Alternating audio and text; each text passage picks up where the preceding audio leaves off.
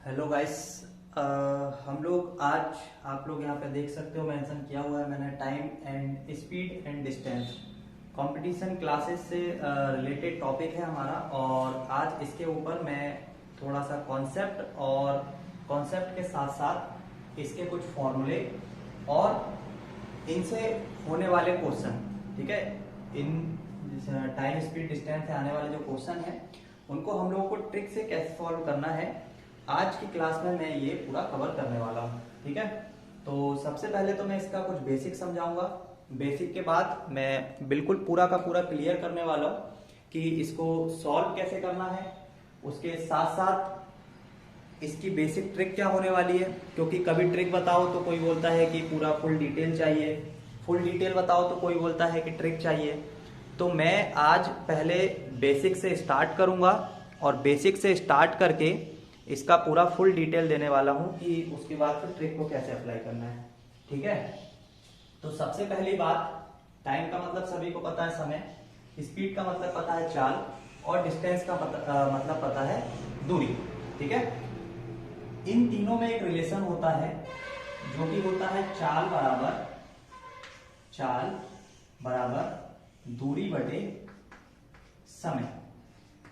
ठीक है, चाल बराबर दूरी बटे समय, speed is equals to distance upon time. ठीक है, ये तो कॉन्सेप्ट होता है कि speed is equals to distance upon time और चाल बराबर दूरी बटे समय। कंडीशन क्या है कि इन केस अगर हमारे पास समय की वैल्यू कांस्टेंट आ जाए, ठीक है, अभी देखो ये बेसिक में ही मैं ट्रिक को इस्तेमाल कर रहा हूं। अगर समय हमारे पास कांस्टेंट आ जाए, ठीक है, कांस्टेंट का मतलब एक समान, तो उस कंडीशन पर ये जो चाल है ये डायरेक्ट इक्वल हो जाएगी किसके, दूरी के। तो इसको मैं लिखने के तरीका कुछ ऐसा यूज करता हूं कि यहां पे मैं लगा देता हूं प्रोपोर्शनल। इस प्रोपोर्शनल का मतलब होता है कि अगर चाल बढ़ेगी तो उसके साथ साथ दूरी भी बढ़ेगी, और अगर दूरी बढ़ेगी तो इसका मतलब है उसकी चाल भी बढ़ेगी। ठीक है, ये उस कंडीशन पर है जब समय की वैल्यू हम लोगों ने क्या रख ली, कांस्टेंट रख ली। तो समय की वैल्यू कांस्टेंट रखने पर अगर मान लो कि कोई एक गाड़ी है जो स्पीड ए से जा रही है, एक गाड़ी है जो कि स्पीड बी से जा रही है, तो उस कंडीशन पर इसका जो S1 होगा, इसका जो S2 होगा, यहां पे मैं लिख लेता हूं A और B, इनकी स्पीड का जो रेशो है वो S1 और S2 रहने वाला है। तो इनकी जो डिस्टेंस का रेशो है वो भी S1 और S2 ही होगा। ठीक है, ये कॉन्सेप्ट होता है ट्रिक लगाने का। ट्रिक जो है वो नॉर्मली इस फॉर्मूले पे नहीं लगाई जाती, वो लगाई जाती है कि अगर समय की वैल्यू कांस्टेंट है तो उस कंडीशन पर चाल जो है डायरेक्टली प्रोपोर्शनल होगा किसके, डिस्टेंस के। इट मींस अगर दो गाड़ियों की चाल दी हुई है तो उनका जो चाल का रेशो होगा या उनका जो स्पीड का रेशो होगा वही उनके डिस्टेंस का रेशो भी होगा। ठीक है, इसका मतलब ये है। सेकंड पार्ट में हम लोग क्या बोल सकते हैं कि अगर कहीं पर डिस्टेंस मान लो कि पॉइंट ए से बी ही जा रहा है, ए से कहां पे जा रहा है, बी पर जा रहा है, तो उस कंडीशन पर तुम क्या देखोगे कि ये वाली पूरी की पूरी जो डिस्टेंस है वो समान है।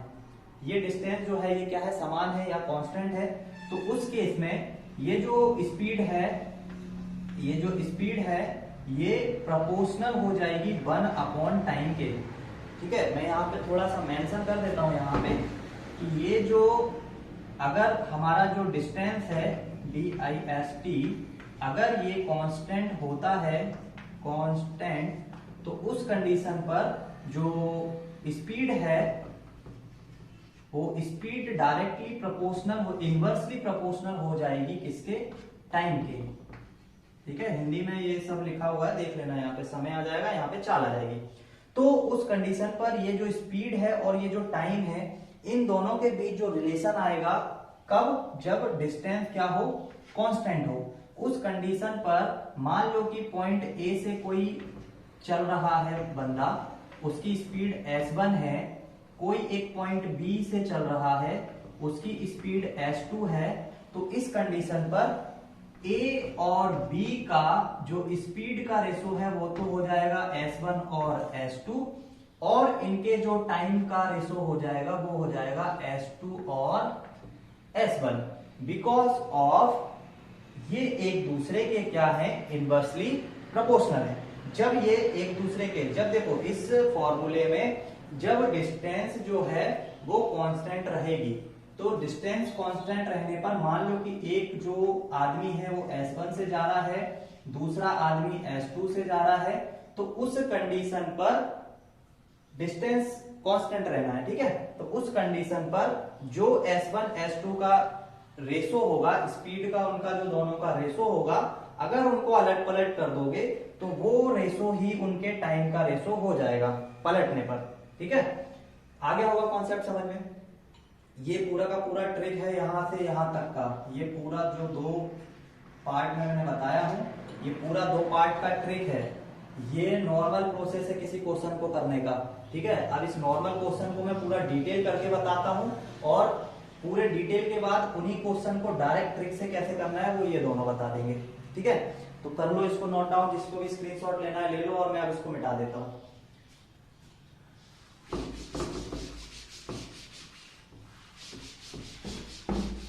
ठीक है, अब यहां पे मैं लिख देता हूं इसका formula, speed is equals to distance upon time, ठीक है। इस क्लास के बाद कहीं के भी क्वेश्चन लगा के देख लेना, ठीक है। ना हो तो मुझसे पूछ लेना, मेरे को तो आते हैं ना, नहीं आते भाई मेरे को भी नहीं आते, ठीक है। स्पीड बराबर है डिस्टेंस अपॉन टाइम। पहला case, case number first, case number first ये है कि एक व्यक्ति है जो कि ए से चल रहा है, ठीक है। मान लो ये पॉइंट ए है, ये पॉइंट बी है।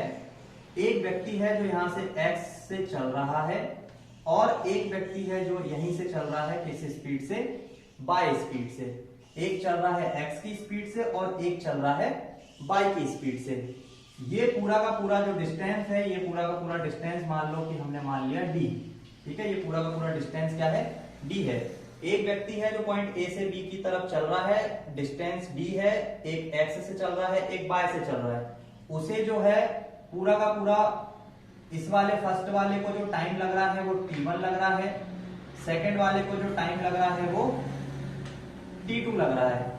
तो उस कंडीशन पर जो इनकी स्पीड होगी वो उनकी स्पीड हो जाएंगी s1 बराबर, अब स्पीड मैंने x दे दी है तो चलो यहां पर x ले लो, ठीक है। तो x बराबर डिस्टेंस क्या है, मतलब d, और टाइम क्या है t1।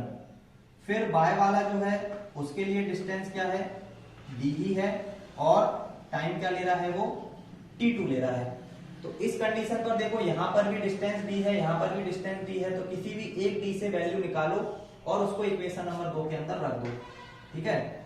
ये एक नॉर्मल प्रोसेस है जिसके थ्रू आप जाओगे तो एकदम डिटेल वाला सॉल्यूशन मिलेगा आपको, ठीक है। तो फर्स्ट और सेकंड वाले में से किसी भी में से भी डी की वैल्यू उठा लो। फर्स्ट वाले से मान लो कि हम डी की वैल्यू उठाते हैं, तो इक्वेशन नंबर फर्स्ट से डी का वैल्यू, डी का मान रखने पर, ठीक है, मान रखने पर, तो फर्स्ट वाले से डी का जो वैल्यू निकालोगे तो वो डी का वैल्यू आ जाएगा अपने पास डी बराबर एक्स मल्टीप्लाइड बाय t1, ठीक है। अब इसको उठा के रखना है किसमें, इक्वेशन नंबर सेकंड में। तो इक्वेशन नंबर सेकंड के अंदर आ जाएगा y बराबर x multiplied by t1 upon t2, ठीक है। अब क्या करना है, अब अपने को करना है कि यहाँ पे मान लो कि मैं ये जो इसको इधर उधर कर लेता हूं, ठीक है। y बराबर आ गया हमारे पास n2 t1 और अपॉन t2। अब तुम क्या करोगे, यहाँ पे किसी की भी वैल्यू निकालो, मतलब कि डिस्टेंस, अरे एक काम करते हैं, रुको, यहाँ पे ना इस d की वैल्यू को और इस d की वैल्यू को दोनों को इक्वल ही कर दो। मान लो कि यहाँ से ये d की वैल्यू क्या आई, x इंटू t1, दूसरे वाले से d की वैल्यू क्या आ गई, y इंटू t2, दोनों को क्या कर दो, इक्वल कर दो, क्योंकि डिस्टेंस क्या है, समान है। तो फर्स्ट वाले समीकरण का d और सेकंड वाले समीकरण का d, दोनों को इक्वल कर दो। तो x इंटू t1 बराबर हो जाएगा y इंटू T2। ठीक है, अब देखो यहां से चाहो तो किसी की भी वैल्यू निकाल लो। किसकी वैल्यू निकालना है? मान लो y बराबर y की वैल्यू निकालना है, तो y की वैल्यू आ जाएगी x into T1 upon T2, या y की वैल्यू x की वैल्यू निकालोगे तो वो आ जाएगी y into T2 upon T1। ठीक है, तो अब देख लो कि किसकी वैल्यू चाहिए तुम्हें। फर्स्ट वाले का टाइम अगर T1 है, या T1 सिर्फ दिया है, T2 की वैल्यू दी हुई है, y की वैल्यू दी हुई है, x की वैल्यू दी हुई है, तो किसी की भी वैल्यू इस फॉर्मूले से निकाल सकते हो। ये दोनों, ये जो बन गया है हमारे पास ये वाला इक्वेशन, इस इक्वेशन से आप किसी का भी वैल्यू निकाल सकते हो। ठीक है, अब मान लो कि टोटल जो टाइम है, मैं मान लूं कि यहाँ से देखो ये तो हो गई इक्वेशन, इसमें किसी भी एक का मान तुमको नहीं दिया हो तो उसका वैल्यू तुम निकाल सकते हो।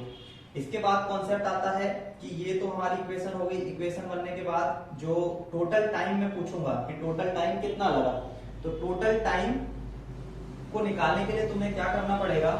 टोटल टाइम निकालने के लिए t बराबर आ जाएगा हमारे पास T1 प्लस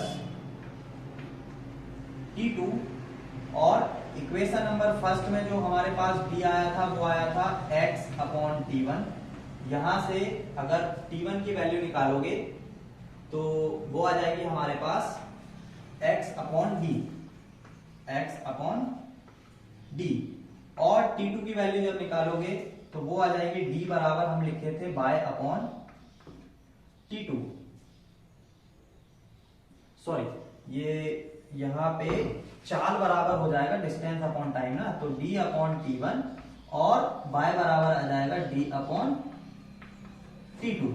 ठीक है, तो T1 की वैल्यू निकालोगे तो वो आ जाएगी d अपॉन x, और T2 की वैल्यू निकालोगे तो वो आ जाएगी d अपॉन y, और टोटल टाइम कितना हो जाएगा t।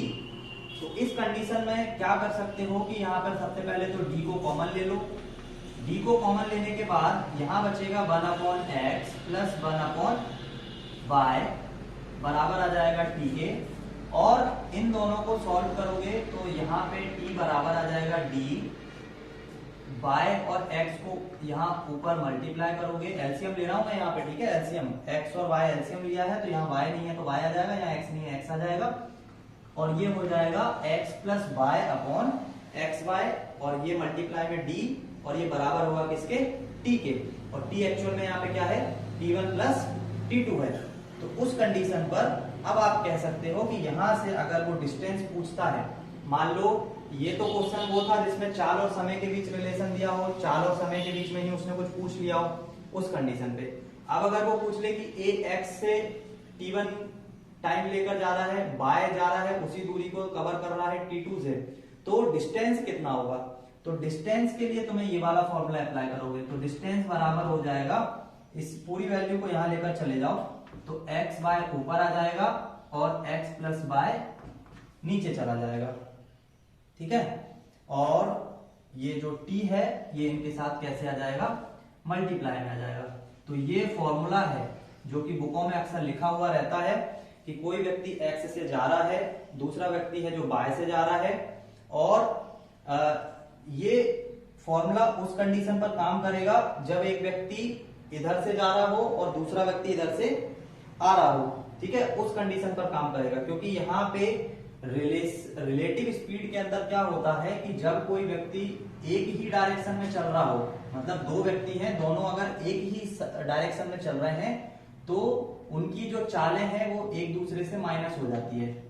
ठीक है, अब ये डिपेंड करेगा कि x की चाल ज्यादा है या y की चाल ज्यादा है। जिसकी चाल ज्यादा होगी उसको आगे रखना, और जिसकी चाल कम होगी उसको पीछे रखना। लेकिन अगर कोई व्यक्ति x स्पीड से जा रहा है एक तरफ और उधर से रिटर्न आ रहा है दूसरी तरफ, मतलब एक तरफ x से जा रहा है और एक तरफ y से आ रहा है, तो उस कंडीशन पर इन दोनों की जो रिलेटिव स्पीड है ये आपस में जुड़ जाती है, x प्लस y, और जब वो दोनों एक ही डायरेक्शन में जाते हैं तो इनकी रिलेटिव स्पीड माइनस हो जाती है। और यहाँ पे डिपेंड करता है कि अभी मैंने देखो x को बढ़ा लिया है, कभी y बड़ा हो सकता है, तो वो अपने हिसाब से मैनेज कर लेना, x माइनस y और y माइनस x। तो ये फॉर्मूला तब अप्लाई होगा जब एक व्यक्ति यहाँ से x की स्पीड से जा रहा हो और y की स्पीड से वापस आ रहा हो, तो उसके द्वारा तय किया गया जो दूरी होगा वो दूरी क्या हो जाएगा? X into Y upon X plus Y और उसके द्वारा लिया गया टोटल टाइम। ठीक है, अगर इसी केस के अंदर सॉरी मैं एक काम करता हूं, यहीं पे इसको x माइनस वाई लिख देता हूं क्योंकि कंफ्यूजन नहीं होना, क्योंकि यहाँ पे हम लोगों ने ये वाली डायरेक्शन लेके चले हैं, एक x से जा रहा है और एक y से जा रहा है। तो केस नंबर फर्स्ट के अंदर फॉर्मूला कौन सा अप्लाई करोगे, जब कोई व्यक्ति x की स्पीड से जा रहा हो, यहाँ से y की स्पीड से जा रहा हो, उसके द्वारा पहले वाले को t1 समय लग रहा हो, दूसरे वाले को t2 समय लग रहा हो, तो उसके द्वारा तय किया गया दूरी कितना होगा, तय किया गया डिस्टेंस कितना होगा, तो वो आ जाएगा d बराबर X Y upon X minus Y. ये x माइनस वाई डिपेंड करेगा y ज्यादा है या x ज्यादा है, उसको आगे पीछे कर लेना, और इनटू t, ये t क्या है, टोटल टाइम, उसके द्वारा लिया गया टोटल टाइम। अब देखो केस नंबर 2, ठीक है, अब देखो केस नंबर 2।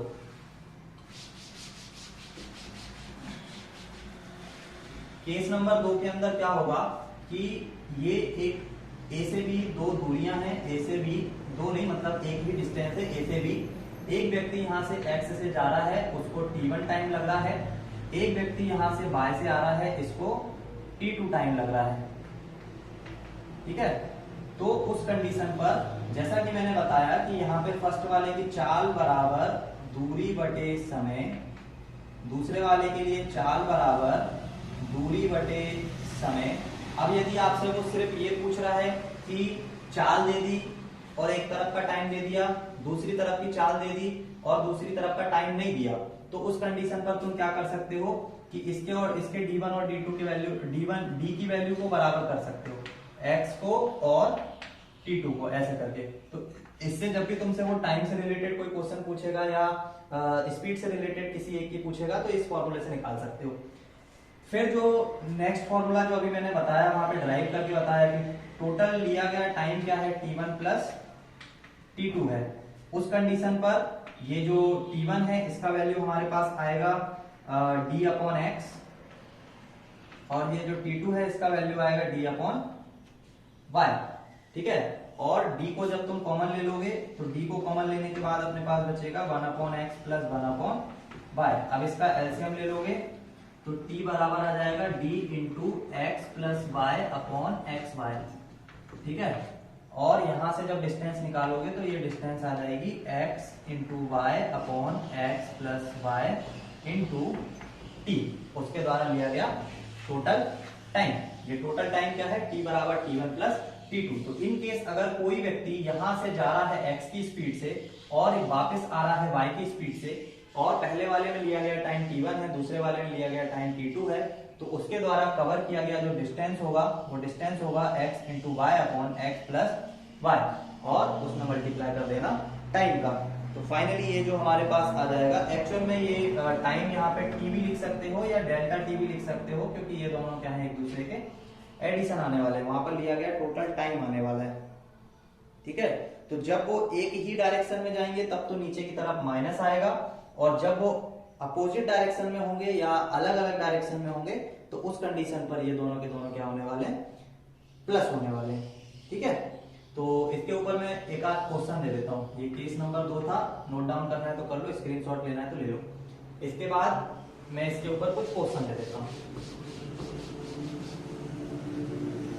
ठीक है, अब यहीं पर अगर तुम बोलोगे कि शॉर्ट ट्रिक कैसे अप्लाई होगी, तो शॉर्ट ट्रिक अप्लाई इसलिए हो जाएगी क्योंकि देखो फर्स्ट वाले केस में भी डिस्टेंस क्या था, डिस्टेंस ए से बी के बीच में कांस्टेंट था, और सेकंड वाला जो मैंने केस बताया उसके अंदर भी ए से बी का जो डिस्टेंस था वो क्या था, कांस्टेंट था।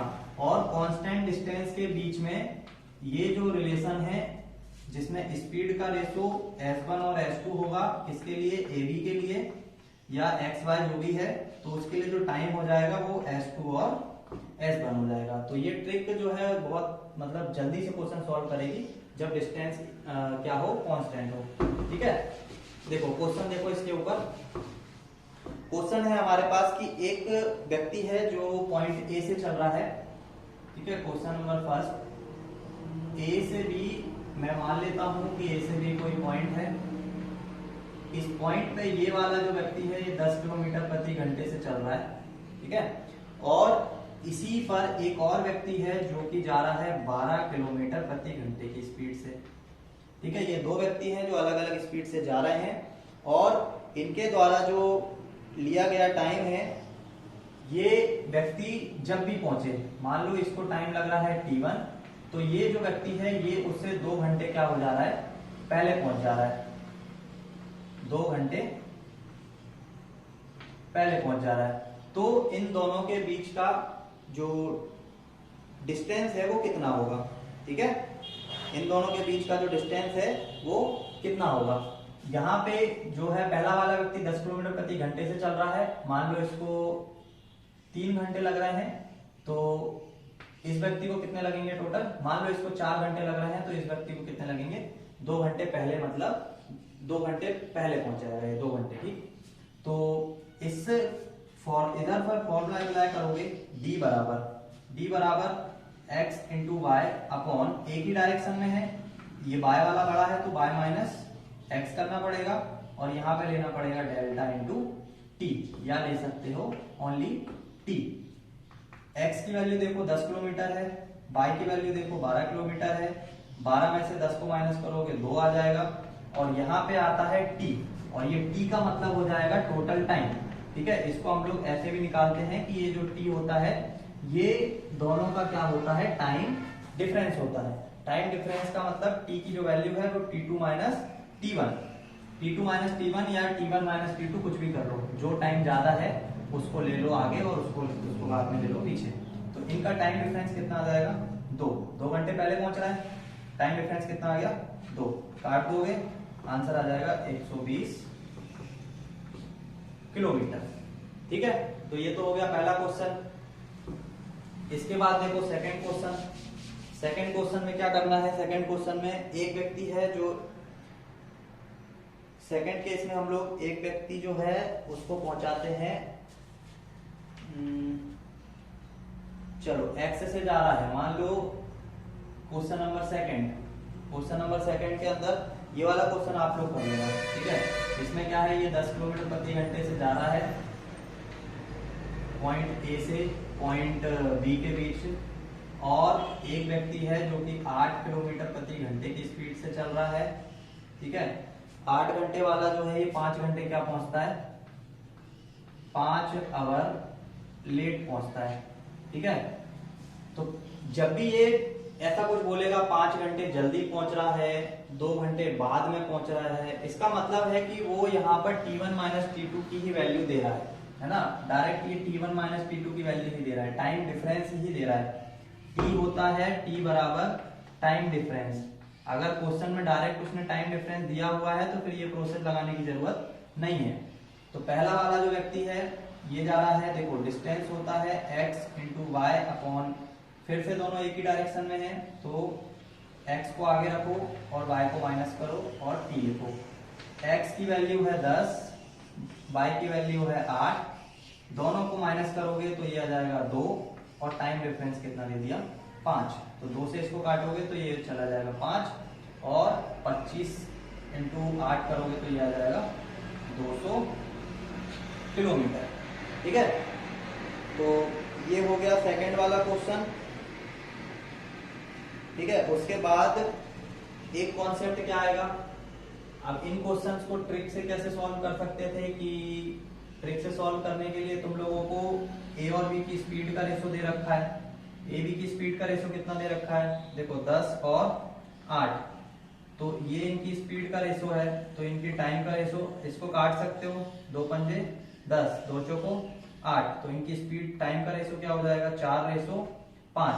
दोनों के बीच देखो डिफरेंस कितने का है, 1 रेशो का डिफरेंस है, और वो कितने के इक्वल है, 5 के इक्वल है। तो इसके द्वारा लिया गया टाइम 20 होगा और इसके द्वारा लिया गया टाइम 25 होगा। तो अब देख लो कि 20 से अगर 5 की स्पीड से, ये टोटल 10 की स्पीड से अगर 20 को चलाओगे तो टोटल जो डिस्टेंस आ जाएगा वो कितना आ जाएगा, 200 आ जाएगा, है ना। ये देखो ये टाइम लग रहा है 20 और स्पीड कितनी है 10 से 20 को चलाओगे तो भी 200 आ जाएगा, और 25 से 8 को चलाओगे तो भी 200 आ जाएगा। तो ये है इसकी ट्रिक और ये है इसका पूरा बेसिक, ठीक है। चलो अब यहाँ पे भी कुछ कॉन्सेप्ट निकल के आते हैं। कॉन्सेप्ट कैसे निकल कर आते हैं कि मान लो स्पीड इसने दे ही नहीं रखी है क्वेश्चन के अंदर, है ना, या स्पीड दे रखी है x बाय, एक व्यक्ति है जो 10 मिनट लेट पहुंच रहा है, दूसरा व्यक्ति है जो 5 मिनट पहले पहुंच रहा है। फिर एक केस आ जाएगा जिसमें, चलो मैं यहाँ पे केस लिख देता हूँ, है ना, एक केस ऐसा आएगा जिसके अंदर केस नंबर फर्स्ट के अंदर जिसमें कि पहला व्यक्ति लेट हो रहा हो और दूसरा व्यक्ति भी लेट हो रहा हो, x जो है ये भी लेट हो रहा हो और y जो है ये भी लेट हो रहा हो। ठीक है, केस नंबर सेकंड क्या आएगा, जब x लेट हो रहा हो और y जो है ये जल्दी पहुंच रहा हो। ठीक है, थर्ड नंबर केस क्या आएगा, थर्ड नंबर केस आ जाएगा कि x जो है ये अर्ली पहुंच रहा हो और y जो है ये लेट पहुंच रहा हो। फिर केस नंबर 4 आ जाएगा, केस नंबर 4 के अंदर मान लो कि x भी अर्ली पहुंच रहा है और y भी क्या हो रहा है, अर्ली पहुंच रहा है। ये वाला केस मैक्सिमम बनेगा नहीं क्योंकि अर्ली अर्ली दोनों तो नहीं पहुंचेंगे, या तो कोई एक लेट होगा या कोई जल्दी होगा, कोई जल्दी होगा कोई लेट होगा, या दोनों के दोनों क्या होंगे, लेट ही हो रहे होंगे। ठीक है, तो फर्स्ट वाला क्वेश्चन है जहां पर x जो है ये लेट हो रहा हो और ये मान लो कि यहाँ पे मैं लिख देता हूँ 10 मिनट लेट हो रहा है मान लो। ठीक है, और ये वाला जो है ये 20 मिनट लेट हो रहा है। तो उस समय पर जो डेल्टा टी की वैल्यू है, अब एक चीज थोड़ा सा सोचने की कोशिश करो, करना भी पड़ेगा यहाँ पे। पहला व्यक्ति है जो 10 मिनट लेट हो रहा है, ठीक है, और जो दूसरा व्यक्ति है वो 20 मिनट लेट हो रहा है। तो उस कंडीशन पर ये जो डेल्टा टी है, मैंने क्या बताया था कि ये जो डेल्टा टी है या कैपिटल टी है ये बराबर होता है T1 माइनस T2 के। तो पहला वाला भी देखो लेट पहुंच रहा है और दूसरा वाला भी लेट पहुंच रहा है। तो उस कंडीशन पर इन दोनों के जो टाइम का डिफरेंस है वो टाइम डिफरेंस कितना आएगा, 10 मिनट का आएगा। ठीक है, जब ये भी लेट पहुंच रहा हो और ये भी लेट पहुंच रहा हो, तब उस कंडीशन पर जो हमारे पास टाइम का जो डिफरेंस आएगा वो कितना आएगा, 10 मिनट आएगा। फिर उसके बाद एक लेट पहुंच रहा हो और एक जल्दी पहुंच रहा हो। तो जब एक लेट पहुंचेगा और एक जल्दी पहुंचेगा, मान लो कि ये वाला जो है ये फर्स्ट वाला है, ये 15 मिनट क्या हो रहा है, लेट हो रहा है, और ये जो सेकंड वाला है ये 10 मिनट कैसे पहुंच रहा है, अर्ली पहुंच रहा है। तो इन दोनों के बीच जो डेल्टा टी की वैल्यू होगी ये आ जाएगी हमारे पास 25 मिनट। ठीक है, जैसे कि एक अगर जल्दी पहुंच रहा है और एक लेट पहुंच रहा है, तो उनका जो डेल्टा टी का वैल्यू होगा वो दोनों आपस में क्या हो जाएंगे, ऐड हो जाएंगे, यहाँ पे सब्ट्रैक्ट हो जाएंगे। अब अगर एक अर्ली पहुंच रहा है और दूसरा भी अर्ली पहुंच रहा है, मान लो ये जो अर्ली वाला केस है, इस वाले केस में ये वाला जो है 10 मिनट अर्ली पहुंच रहा है और ये वाला जो है ये 15 मिनट अर्ली पहुंच रहा है। तो इस कंडीशन पर भी इनका जो डेल्टा टी आएगा ये आ जाएगा 5 मिनट। देखो ये भी लेट वाला है, माइनस हुआ, अर्ली वाला है, माइनस हुआ, अर्ली और लेट वाला है तो डायरेक्ट क्या करना है, प्लस करना है। ठीक है, तो अगर यहाँ पे मैं इसको ले लेता हूँ 20 मिनट और इसको ले लेता हूं 5 मिनट, तो इन दोनों का जो डेल्टा टी आ जाएगा वो आ जाएगा वापस से 25 मिनट। तो ये होगा कॉन्सेप्ट, और इन कॉन्सेप्ट पे ही बेस्ड वहां पे डिस्टेंस तुमसे निकालने के लिए पूछेगा। जितने भी क्वेश्चन आने वाले हैं सभी के अंदर ये डिस्टेंस ही पूछने वाला है। तो इस तरीके से सभी क्वेश्चन के डिस्टेंस और स्पीड, अगर कहीं डिस्टेंस दिया हुआ है, किसी एक की स्पीड दी हुई है तो दूसरे की स्पीड आ जाएगी। बट मैं कभी भी डिटेल पे नहीं जाने वाला हूं, मैं डिटेल तो सिर्फ ऐसे ही दिखा रहा हूं और ऐसे ही बता रहा हूं।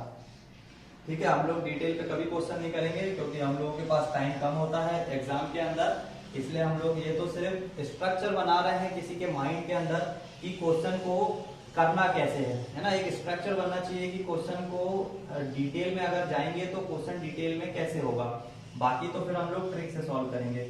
तो ये किसी को अगर नोट डाउन करना है तो नोट डाउन कर लो।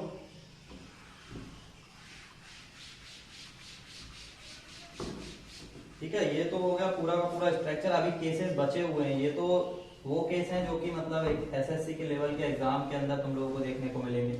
अभी तो कुछ अच्छे एग्जाम के अंदर अगर क्वेश्चन देखने को मिलेंगे तो वहां पे हम लोग को जरूरत पड़ती है एक्चुअल में पूरे बेसिक स्ट्रक्चर को लेकर चलने की, क्योंकि क्वेश्चन सॉल्व नहीं होता है ना। अब इसके ऊपर जैसे मैं कुछ क्वेश्चन देना चाहूँ, क्वेश्चन क्या देता हूँ कि राम बाइक द्वारा 340 किलोमीटर की दूरी को कितने समय में तय कर लेगा यदि बाइक की चाल 27 किलोमीटर प्रति घंटा है।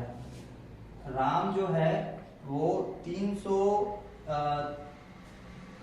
540 मीटर की दूरी को कितने समय में पार कर लेगा अगर उसकी स्पीड जो है ये 27 किलोमीटर प्रति घंटा हो। तो एक बात याद रखना कि जब भी स्पीड जो कि दी हुई है किलोमीटर प्रति घंटा में, इसको हम लोगों को जब मीटर प्रति सेकंड में लेके जाना होता है तो देखो किलोमीटर से मीटर जो है ये एक छोटा वैल्यू पर जा रहे हैं और छोटी वैल्यू पर जा रहे हैं तो 5/18 से गुणा करके जाओगे। 5/18 से जैसे ही गुणा करोगे ये जो वैल्यू है ये मीटर प्रति सेकंड में चली जाएगी। लेकिन अगर स्पीड की वैल्यू तुम लोगों को मीटर प्रति सेकंड में दी हुई है तो मीटर प्रति सेकंड में गुणा कर दो 18/5 का। जब भी छोटे से बड़े से छोटे पे जाओगे तो मीटर 5/18 मतलब छोटे नंबर को ऊपर रखना है, और जब छोटे से बड़े में जाओगे तो बड़े नंबर को ऊपर रखना है। तो ये आ जाएगा किलोमीटर प्रति घंटा। ठीक है, तो ये किलोमीटर प्रति आवर और मीटर प्रति सेकंड में चेंज करने का एक शॉर्ट मेथड है। ठीक है, प्रोसेस अगर करना हो तो क्या करोगे, ऊपर 1000 का मल्टीप्लाई करोगे और आवर को मिनट में ले जाने के लिए 60 से डिवाइड करोगे, फिर मिनट को सेकंड में ले जाने के लिए फिर 60 से डिवाइड, तो ऐसे करके लंबा प्रोसेस हो जाता है। इसलिए डायरेक्ट मेथड क्या यूज कर सकते हो, या तो 5/18 से मल्टीप्लाई करो या 18/5 से करो।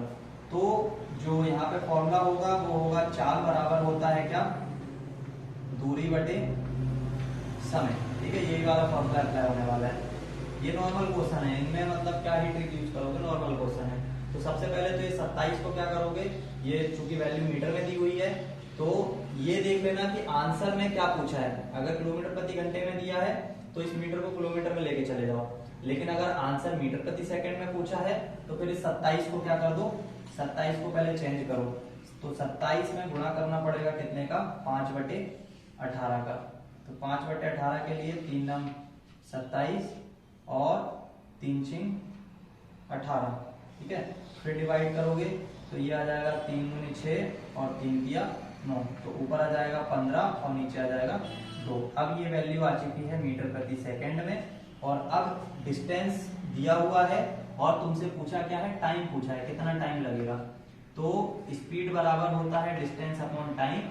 स्पीड की वैल्यू आ गई है 15/2, डिस्टेंस की वैल्यू है 540 और टाइम को इसने पूछा है, तो इस टाइम को यहाँ ले आओ और 15/2 को वहां लेकर चले जाओ। तो टाइम बराबर हो जाएगा 540/15/2। तो 15/2 का जो ये 2 है इसको ले जाओ ऊपर, तो ये हो जाएगा गुणे में, और अब इससे कर दो डिवाइड। तो 15 दूनी 30, 15 तिया 45। ठीक है, 15 तिया आ जाएगा 45, 45 के बाद बचेगा 9, तो 15 छिक्का 90 और 36 से मल्टीप्लाई करोगे तो ये आ जाएगा 72। तो टाइम की जो वैल्यू आ जाएगी वो आ जाएगी 72 सेकेंड। ठीक है, 72 सेकेंड का मतलब है 1 मिनट 12 सेकेंड। ठीक है, तो ये निकल कर आ जाएगा अपने पास टाइम। तो ये इससे रिलेटेड कुछ क्वेश्चन थे। नेक्स्ट क्लास में हम लोग इसके आगे के कुछ कॉन्सेप्ट देखेंगे, जिसमें हम लोग आगे के कॉन्सेप्ट से मतलब है कि उन्हीं पे बेस्ड कुछ क्वेश्चंस करके देखेंगे। ठीक है, और उसके आगे जो है ट्रिक यूज करेंगे कि ट्रिक को यूज कैसे करना है। ठीक है, तो मिलते हैं नेक्स्ट वीडियो में। Thanks for watching.